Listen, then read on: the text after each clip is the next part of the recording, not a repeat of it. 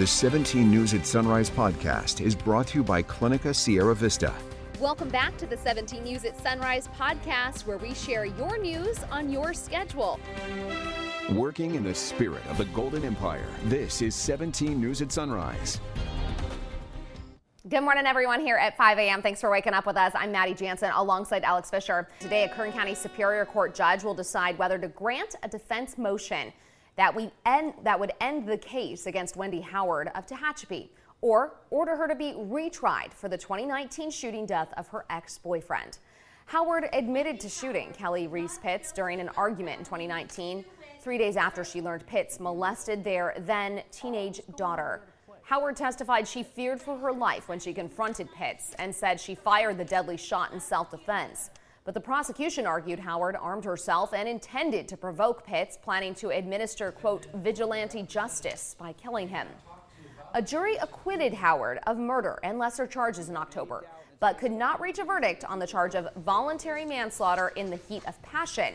Howard's defense attorneys arguing for her acquittal on the previous charges counts as a full acquittal, and therefore, in the rules of double jeopardy, she cannot be retried for the same offense. New this morning on Sunrise, charges against actor Alec Baldwin have been downgraded after possibly facing half a decade in prison. According to new court filings, Baldwin is no longer facing a gun enhancement charge that could have carried a mandatory 5-year sentence if he was convicted. The same charge was also dropped against Rust armorer Hannah Gutierrez-Reed. Baldwin and Gutierrez-Reed are facing involuntary manslaughter charges in connection with the 2021 film set shooting that claimed the life of cinematographer Helena Hutchins. A conviction on that crime would carry a sentence of 18 months. And we're also following the investigation into the shooting death of Los Angeles Bishop David O'Connell. Police announced the arrest of a handyman in a murder that has sent shockwaves across the Southland. Mary Beth McDade with our sister station in Los Angeles has the latest. He was a good priest and a good bishop and a man of peace. Archbishop Jose Gomez fights back tears during a press conference while talking about his friend Bishop David O'Connell. And we are very sad to lose him. LA County Sheriff Robert Luna offered Gomez some comfort. Luna also provided details about the arrest of O'Connell's suspected killer. He says it was a tipster who told them about 65-year-old Carlos Medina of Torrance. Detectives were told by the tipster that they were concerned because Medina was acting strange, irrational, and made comments about the bishop owing him money. Luna says Medina, who's the husband of O'Connell's longtime housekeeper, had done some work for the bishop at his residence. The sheriff says Medina's dark-colored SUV was captured on security camera at O'Connell's home about the same time O'Connell was gunned down in his bed early Saturday morning. Detectives discovered surveillance footage that showed a vehicle that had pulled into the bishop's driveway, stayed for a short time, and left the location.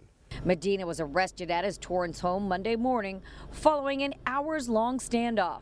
Detectives recovered 2 firearms and other evidence possibly linking Medina to the crime.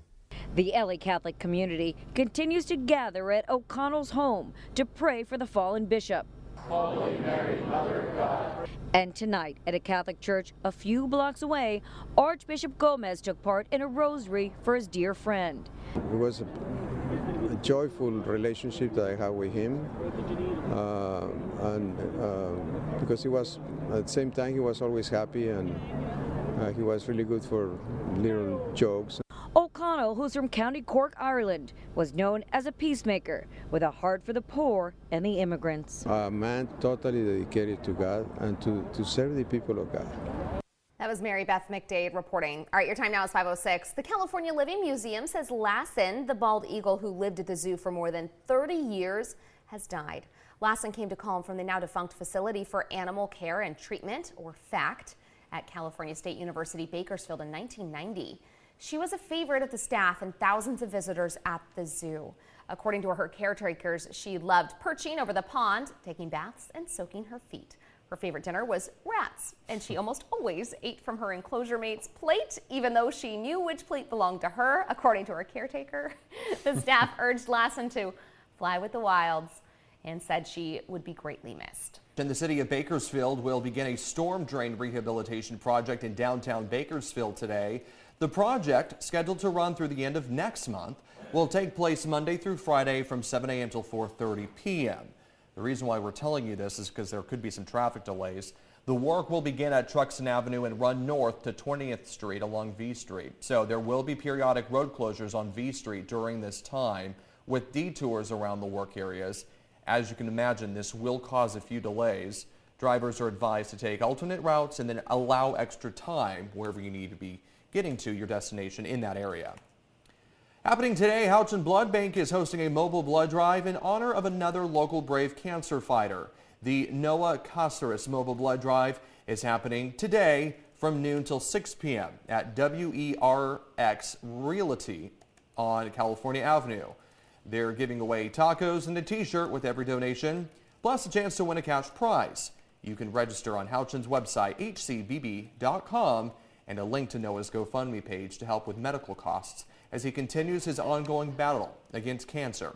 All of that can be found on our website, kget.com. Early this morning, Russian President Vladimir Putin gave his State of the Nation address in Moscow just days before the one-year anniversary of the war in Ukraine. Putin is accused the West of stoking the global war to destroy Russia. His speech comes ahead of an address later today by President Biden in Poland, and just a day after he made his first trip to Kyiv since last year's invasion of Ukraine began. And Friday will mark a full year since Russian troops invaded Ukraine, destroying towns and villages, forcing millions to flee their homes. Most of those refugees poured into neighboring Poland. NBC's Jay Gray was there as the crisis unfolded and is back along the border this morning with a very special story of sacrifice and resilience. Outside, it looks like a typical suburban Warsaw home, but inside, it's clear this place is different. We ask, is it boy or girl? What is the size and what you need? Piles of clothes, rows of toiletries, a room full of food, a mountain of potatoes, dozens of car seats and strollers, donated supplies tucked into every closet, every corner of the house. It's not a shelter, it's home. It's a home for a very specific group. They call it Dom Matki, Mother's House, a safe place for Ukrainian refugees who are pregnant or moms with young children. That's the most important, that we would like to do it not for a moment, not just give money, but help those women for a long time. They can stay in the house for a full year, and everything here is free. This is the typical room. There are accommodations for 40 in the home. There's also a playroom, a laundry room, even a family library. This place has become my second home. But for Halina, there's a pain that lingers. The heartache of leaving her home, her family and friends. I was only planning on being gone for a few months. I was hoping to give birth to my third child when I returned to Ukraine, but the way it worked out, he was born in Poland.